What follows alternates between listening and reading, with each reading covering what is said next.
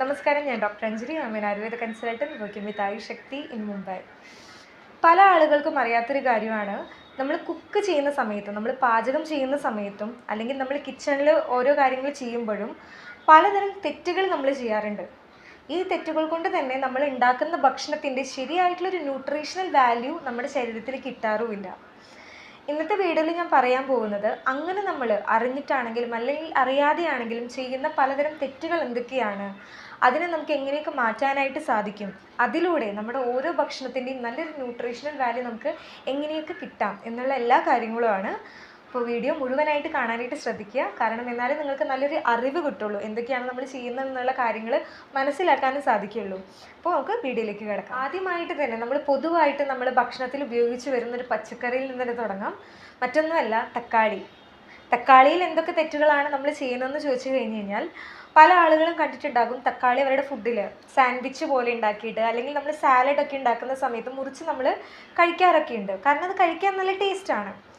പക്ഷേ നിങ്ങളൊരു കാര്യം മനസ്സിലാക്കണം, നിങ്ങൾ തക്കാളി പച്ചയ്ക്ക് കഴിക്കുന്നതിനേക്കാൾ കൂടുതൽ നിങ്ങൾക്ക് അതിൻ്റെ ന്യൂട്രീഷൻ വാല്യൂ കൂടുതൽ കിട്ടുന്നത് കുക്ക് ചെയ്ത് അല്ലെങ്കിൽ നിങ്ങൾ ജസ്റ്റ് ഒന്ന് വേവിച്ച് കഴിക്കുമ്പോഴാണ് അതിൻ്റെ ശരിയായിട്ടുള്ള ന്യൂട്രീഷൻസ് നിങ്ങൾക്ക് കിട്ടുക.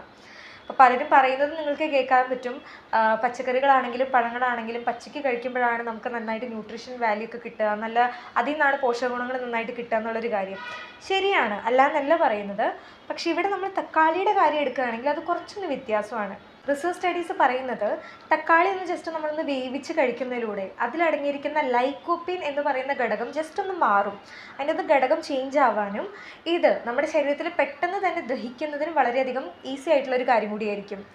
അപ്പോൾ നമ്മളിത് ലൈക്കോപ്പിൻ എന്ന് പറയുന്നൊരു ഘടകം എന്ത് കാര്യമാണ് നമ്മുടെ ശരീരത്തിൽ നൽകുന്നതെന്ന് വെച്ച് കഴിഞ്ഞാൽ, നമ്മുടെ ശരീരത്തിൽ എന്തെങ്കിലും ക്യാൻസർ സെല്ല് പോലെയുള്ള കാര്യങ്ങളുണ്ടെങ്കിൽ അതിനെ പ്രതിരോധിക്കുന്നതിനും, ചീത്ത കൊളസ്ട്രോൾ എന്തെങ്കിലും ഉണ്ടെങ്കിൽ അതിനെ നന്നായിട്ട് കൺട്രോൾ ചെയ്യുന്നതിനും, പിന്നെ അതുപോലെ തന്നെ ആൻറ്റി ഏജിങ് പ്രോപ്പർട്ടിയും ഈ ലൈക്കോപ്പിൻ എന്ന് പറയുന്ന ഘടകത്തിലുണ്ട്.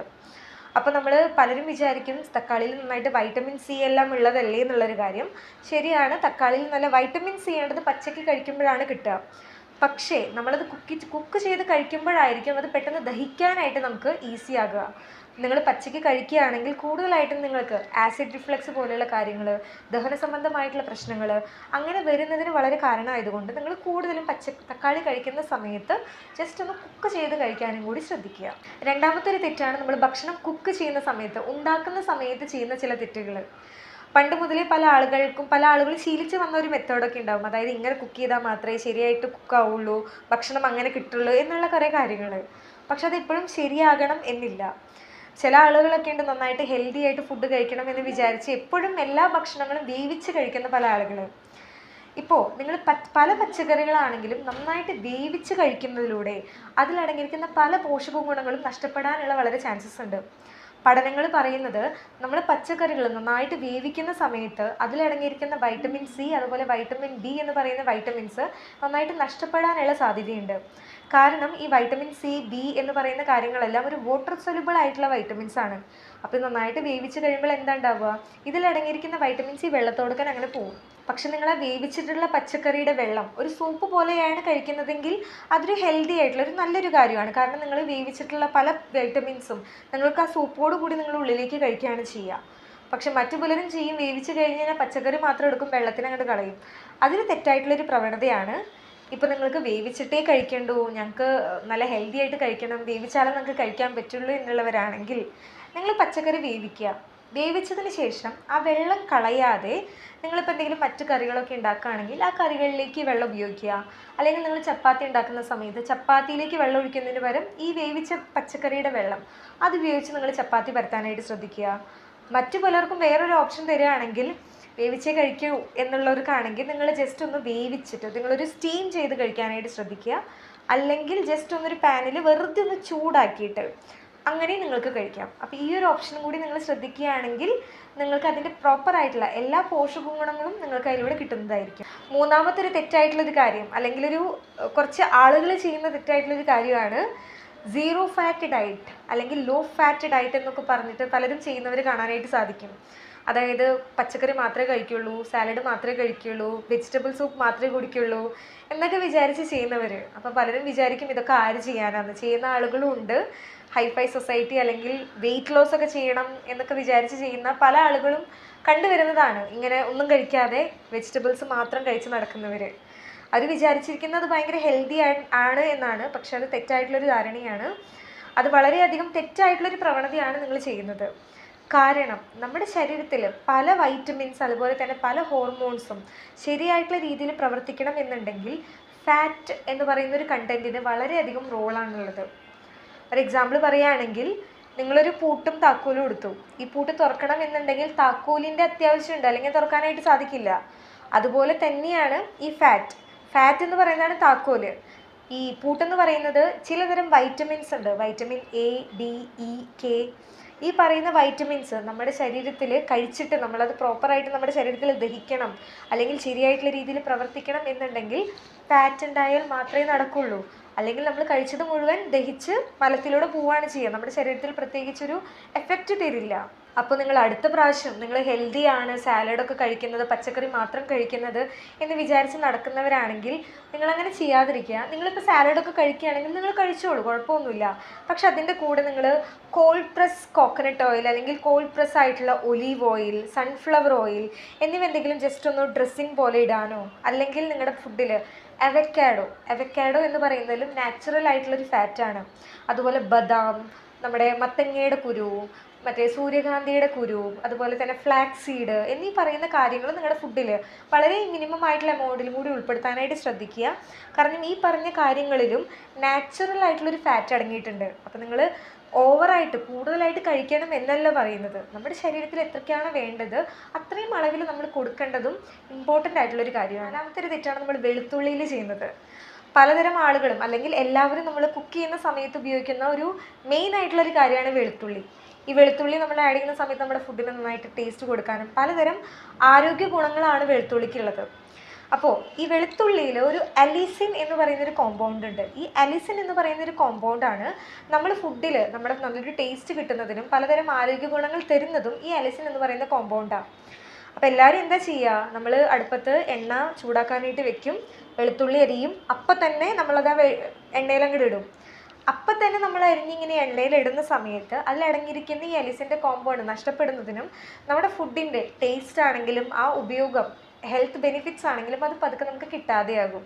അപ്പോൾ നിങ്ങൾ അങ്ങനെ ചെയ്യാതെ നിങ്ങൾ ഈ വെളുത്തുള്ളി നന്നായിട്ട് അരിഞ്ഞ് ഒരു 5-10 മിനിറ്റ് നിങ്ങളത് പുറത്ത് വയ്ക്കുക.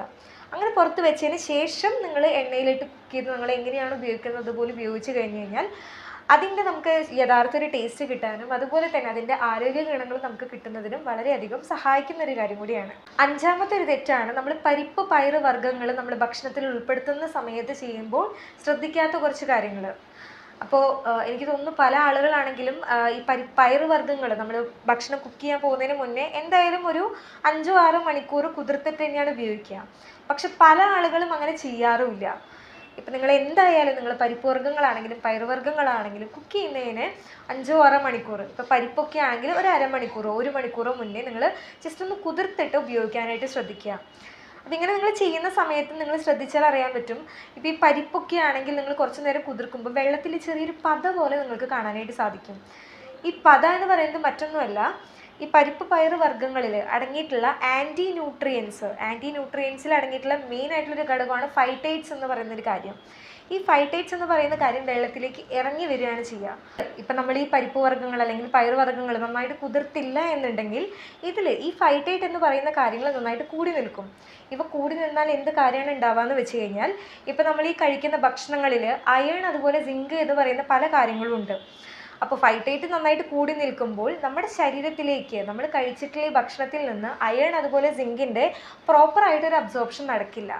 അപ്പോൾ അങ്ങനെ വരാതിരിക്കാൻ വേണ്ടിയിട്ടാണ് നമ്മൾ പലരും ഈ പരിപ്പ് വർഗ്ഗങ്ങളും പയറ് വർഗ്ഗങ്ങളും പതുക്കെ നന്നായിട്ട് കുതിർത്ത് കഴിക്കണം. കാരണം അതിലത്തെ ഫൈറ്റേറ്റ്സിൻ്റെ അളവ് കുറയാൻ വേണ്ടിയിട്ടും കൂടിയാണ് നമ്മളിങ്ങനെ ചെയ്യാനായിട്ട് പറയുന്നത്. അപ്പോൾ എല്ലാവരും ഇതേപോലെ കുതിർത്തിട്ട് വേണം ഭക്ഷണത്തിൽ ഉൾപ്പെടുത്താനായി. അടുത്തതായിട്ട് നമ്മൾ വളരെ കോമൺ ആയിട്ട് ചെയ്യുന്ന ഒരു തെറ്റാണ്, തൈരിൽ നമ്മൾ ചെയ്യുന്ന ഒരു തെറ്റാണ്. നമ്മളെല്ലാവരുടെ വീട്ടിലും തൈരൊക്കെ ഉണ്ടാക്കുന്നവരായിരിക്കും. അതായത് പാല് നമ്മൾ വെച്ച് കുറച്ച് തൈരൊക്കെ ഇട്ടിട്ട് അങ്ങനെ പുളിപ്പിച്ച് എല്ലാവരും വീട്ടിലും ഉണ്ടാക്കാറുണ്ട്. അപ്പോൾ നമ്മൾ പൊതുവേ ഇങ്ങനെ തൈരിങ്ങനെ തൈരിന് പുളിപ്പിക്കാനായിട്ട് വെക്കുന്ന സമയത്ത് മുകളിൽ കുറച്ച് വെള്ളം വന്ന് നിൽക്കാറുണ്ട്. അപ്പോൾ ആ വെള്ളം വിചാരിക്കും പൊട്ടയാണെന്ന് വിചാരിച്ച് അത് കളഞ്ഞിട്ട് ബാക്കിയുള്ള ഭാഗം മിക്സ് ചെയ്തിട്ടായിരിക്കും പലരും ഉപയോഗിക്കുക. പക്ഷെ നിങ്ങളങ്ങനെ കളയുന്നത് വളരെ തെറ്റായിട്ടുള്ളൊരു കാര്യമാണ്. കാരണം ഈ കളയുന്ന വെള്ളം എന്ന് പറയുന്നതാണ് വേ പ്രോട്ടീൻ. വളരെ റിച്ച് ആയിട്ട് വൈറ്റമിൻ B12, കാൽഷ്യം, പ്രോട്ടീൻ എന്നിവയെല്ലാം അടങ്ങിയിട്ടുള്ളൊരു കാര്യമായതുകൊണ്ട് നിങ്ങൾ അടുത്ത പ്രാവശ്യം മുതൽ നിങ്ങൾ ആ വെള്ളം കളയാതെ അതെല്ലാം കൂടി മിക്സ് ചെയ്ത് നന്നായിട്ട് യൂസ് ചെയ്യാനും കൂടി ശ്രദ്ധിക്കുക. കാരണം അതിലൂടെ മാത്രം നല്ല രീതിയിൽ നമുക്ക് കാൽഷ്യം ആണെങ്കിലും പ്രോട്ടീൻ ആണെങ്കിലും വൈറ്റമിൻ B12 ആണെങ്കിലും നല്ല രീതിയിൽ കിട്ടുള്ളൂ. മറ്റൊരു തെറ്റും കൂടി നമ്മൾ ചെയ്യും. പലരൊക്കെ ഗ്രേവി ഉണ്ടാക്കുന്ന സമയത്ത്, ഇപ്പോൾ ചിക്കൻ ആണെങ്കിലും പലതരം ഡിഷസിൽ നമ്മൾ ഗ്രേവി ഉണ്ടാക്കുന്ന സമയത്തും തൈര് നമ്മൾ ഉപയോഗിക്കാറുണ്ട്. ഈ തൈര് എന്ന് പറയുന്നത് വളരെയധികം പ്രോബയോട്ടിക് റിച്ച് ആയിട്ടുള്ളൊരു കാര്യമാണ്. അപ്പോൾ നമ്മളിങ്ങനെ ഈ തൈര് ഉപയോഗിച്ച് നമ്മളത് ഗ്രേവി പോലെ ഉണ്ടാക്കി അത് ചൂടാക്കുന്ന സമയത്ത് അതിലുള്ള പ്രോബയോട്ടിക് എന്ന് പറയുന്ന കാര്യങ്ങളെല്ലാം നഷ്ടപ്പെടാനും നമ്മുടെ ഭക്ഷണത്തിനെ വളരെയധികം ദഹിപ്പിക്കാൻ വളരെയധികം ബുദ്ധിമുട്ടാക്കുകയും ചെയ്യും. അപ്പോൾ നിങ്ങളെല്ലാവരും വിചാരിക്കും തൈരില്ലാതെ എങ്ങനെയാണ് നമ്മൾ ഫുഡ് കുക്ക് ചെയ്യുക, ഒരു പുളിയൊക്കെ കിട്ടണമെങ്കിൽ തൈര് ഒഴിക്കണം എന്നുള്ളൊരു കാര്യം. നിങ്ങൾക്ക് പുളി കൂടണം എന്നുണ്ടെങ്കിൽ നിങ്ങൾക്ക് തക്കാളി എന്തെങ്കിലും മറ്റു കാര്യങ്ങൾ ഉപയോഗിച്ച് നിങ്ങൾ കറിക്കായിട്ട് ഉപയോഗിക്കുക. ഇപ്പോൾ നിങ്ങൾക്ക് ടേസ്റ്റ് കൂട്ടണം, തൈരില്ലാതെ പറ്റില്ല എന്നുള്ളവരാണെങ്കിൽ നിങ്ങൾക്ക് ഈ വൈറ്റ് ബട്ടർ അതുപോലെ തന്നെ ക്രീം എന്ന് പറയുന്ന കാര്യങ്ങളൊക്കെ ഉപയോഗിച്ച് അങ്ങനെയും ഉപയോഗിക്കാവുന്നതാണ്. കാരണം ഈ തൈര് നമ്മുടെ ദഹനത്തിനും അതുപോലെ ഇമ്മ്യൂണിറ്റി എന്ന് പറയുന്ന കാര്യങ്ങൾക്കെല്ലാം വളരെ റിച്ച് ആയതുകൊണ്ട് ഇങ്ങനെ കുക്ക് ചെയ്യുന്നതിലൂടെ അതിൻ്റെ എല്ലാ പോഷക ഗുണങ്ങളും പോവുകയാണ് ചെയ്യുക. അപ്പോൾ ഇവിടെ പറഞ്ഞിട്ടുള്ള ഓരോരോ ചെറിയ ചെറിയ മിസ്റ്റേക്കുകൾ പലർക്കും അറിയാതെ ആയിരിക്കും ചെയ്യുന്നുണ്ടാകുക, പലരും അറിഞ്ഞിട്ടായിരിക്കും ചെയ്യുക. അപ്പോൾ നമ്മളതങ്ങനെ ചെയ്യാതിരിക്കുക. കാരണം ഒരു വട്ടം ചെയ്യുന്നതിലൂടെയൊന്നും നമുക്ക് പ്രത്യേകിച്ച് വലിയ കുഴപ്പമൊന്നും ഉണ്ടാവില്ല. കാലങ്ങളായി നമ്മളിങ്ങനെ തുടരെ ഈ തെറ്റുകളൊക്കെ ആവർത്തിച്ച് വരികയാണെങ്കിൽ അത് പലതരം കാര്യങ്ങളിലേക്കായിരിക്കും അത് വഴിതിരിയുക. അപ്പോൾ എല്ലാവർക്കും മനസ്സിലായി അല്ലെങ്കിൽ ഉപകാരപ്പെട്ടു എന്ന് വിചാരിക്കുകയാണ്. മനസ്സിലായി എന്നുണ്ടെങ്കിൽ നിങ്ങൾ മറ്റുള്ളവർക്കും കൂടി ഷെയർ ചെയ്ത് കൊടുക്കാനും കൂടി ശ്രദ്ധിക്കണം. ചാനൽ ഇഷ്ടപ്പെട്ടു അല്ലെങ്കിൽ പുതിയൊരാളാണെങ്കിൽ ചാനൽ സബ്സ്ക്രൈബ് ചെയ്ത് സപ്പോർട്ട് ചെയ്യാനും കൂടി ശ്രദ്ധിക്കുക. മറ്റൊരു വീഡിയോയിൽ വീണ്ടും കാണുന്നത് വരെ നന്ദി, നമസ്കാരം.